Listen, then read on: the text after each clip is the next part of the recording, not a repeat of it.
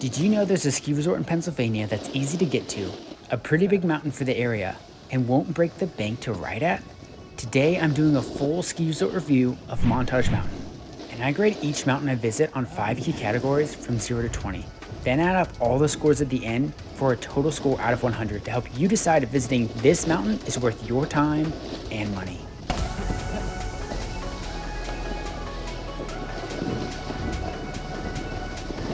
Let's start off with Montage's terrain. There's 27 trails, 140 skiable acres, and over 1,000 feet of vertical drop. So right away, you can see that this ski resort has the potential to have some fun slopes to explore. And my Strava GPS data showed my vertical drop reaching 1,037 feet from top to bottom, which is only 45 feet less than the highest in Pennsylvania, which is at Blue Mountain. And one of Montage's most famous mountain statistics is they claim to have the second steepest slope on the entire East Coast. Welcome to White Lightning. This trail is called White Lightning. It's a double black diamond, and it's clearly gated off to prevent someone from accidentally going down it. I will say the steepness doesn't really show through well on the camera, but the trail is pretty steep. I could almost touch the slope behind me with my hand while standing up. But other than its intimidating steepness, the trail itself was pretty tame, and the steep section was on the shorter side. Still fun to attempt, but didn't stack up to the double blacks in Vermont that I've been on. Oh yeah, babe. But although White Lightning is what Montage is most known for, there's so much more to enjoy at this mountain. The terrain is divided up as having 20% for beginners, 45% for intermediates, and 35% for advanced skiers and snowboarders. And some key features to note is Montage claims to have the best expert slopes in Pennsylvania to ride. Now I'm not sure if I agree with that claim, but I'll let you be the judge for that yourselves. One of the great things about this mountain is that they have 100% snowmaking capabilities, and they keep 100% of their terrain open for night skiing as well. And what ended up being one of my favorite parts of this mountain was how fun and creative the terrain allows you to be. There's so many side hits and glade runs to invent that keeps each run so unique, while still allowing for those longer groomed runs as well. The longest run was 1.2 miles from top to bottom, and the trails are divided up as having 5 green, 12 blue, 6 black, 3 double black, and 2 park trails. There are also glades to explore, but they're more of unofficial trails, and you really just gotta find them and invent them. Some decent spots were right here on the map to check out. Now, although most of the trails here felt really fun and flowy, a lot of them didn't feel very steep, except those 3 double blacks, that is. But the double blacks are separated from easily incorporating them into your longer top to bottom runs. And I would have also liked to see some more park features than just a few rails, or maybe even a more progressive park, kind of like Shawnee has. Really just adding in a few small to medium jumps would make a huge difference. And although I was able to find some glades, more would be great too. Overall, Montage's mountain terrain scores a 17 out of 20. Now let's take a look at the layout of the ski resort. Is this mountain easy to navigate and well thought out? Montage has 7 lifts to use for skiing and snowboarding, including 1 quad, 3 triples, 1 double, and 2 surface lifts. And although none of them are high-speed lifts, they're laid out well to make lapping certain sections of the mountain efficient. For example, the shuttle lift starts right outside the lodge and services all the green runs, allowing those still learning to easily stay on terrain for their ability level, and decreases the likelihood of accidentally getting onto a slope that's too advanced before they're ready, while also allowing family and friends to remain close by at the lodge. Then there's the Phoebe snow lift that makes lapping the single and double black runs easy as well, keeping those only looking for the steeper terrain completely separate from the beginner terrain. And there's also an easy access to this side of the mountain from the parking lot directly.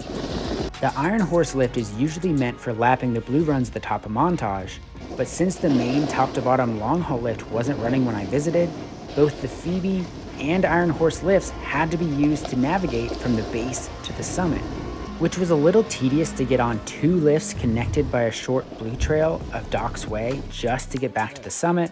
But unlike other mountains I've been to that require 2 lifts to reach the summit, the connector trail wasn't iced out at all. And the lifts didn't seem to take too long either.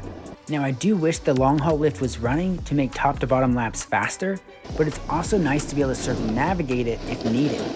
Another part of this mountain's layout that can be seen as a good or bad thing depending on your preferences is that the top of this mountain can be pretty flat, which means more skating for snowboarders trying to transverse to different areas at the top, but it's also still transversible. compared to other mountains requiring you to ride down a specific slope or go up a specific lift to navigate around the summit easier. With all of these aspects considered, Montage scores a 16 out of 20 for its layout. Next, let's look at the lodging options if you want to stay at this mountain. And there's not any slope slide lodging here that I can easily find, which can be a pro or a con depending on how you look at it. Sure, you can't easily stay on the mountain, but Montage is one of the few ski resorts that is literally only a few minutes away from a bigger city.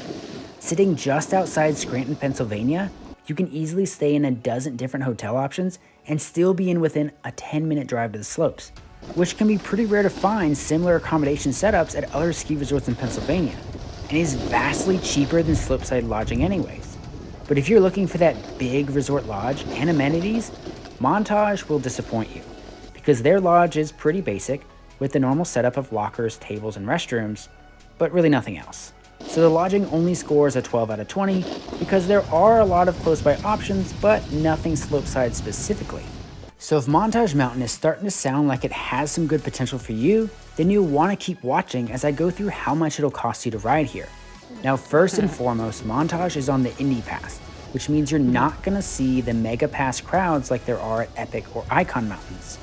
And if you do have one of the coveted Indy Passes, you can ride here for free for 2 ski days and a 3rd discounted day as well. The daily lift tickets have a variety of options I'll list on the screen here, but a few things I want to highlight are their 4-hour lift tickets only costing $75. And they also have great discounts for military members, students, and everyone who comes Monday through Thursday at only $45. I'm not sure the exact discount for the military, but on Thursdays and Sunday nights, students can ride for only $35. So whether you're planning to capitalize on one of Montage's discounts or choose one of the regular priced options, both the affordability and the amount of options to choose from depending on what you want score an 18 out of 20 for being able to uniquely fit into various riding day plans while keeping its prices under $100. And the last category is the uniqueness factor. What makes this ski resort stand out compared to others in the region?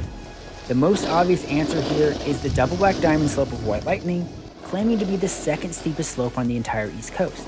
And it is steep, but it's short-lived too. I would say the most unique part about Montage are all the side hits and fun flowy bumps around the sides of its slopes, which really makes this mountain have a fun and flowy feel to it, leaving a huge smile across your face. And for these reasons, the uniqueness scores a 16 out of 20. Alright, so after reviewing all the key aspects at Montage Mountain, it gets a total score of 79 out of 100. So what do you think of my review of Montage? Do you think this mountain is worth riding at or not? Did I miss something important? Or what's your favorite part about the ski resort? Let me know in the comments. And if you're trying to find other ski resorts in Pennsylvania to ride at worth your time, you need to watch this next mountain review right here.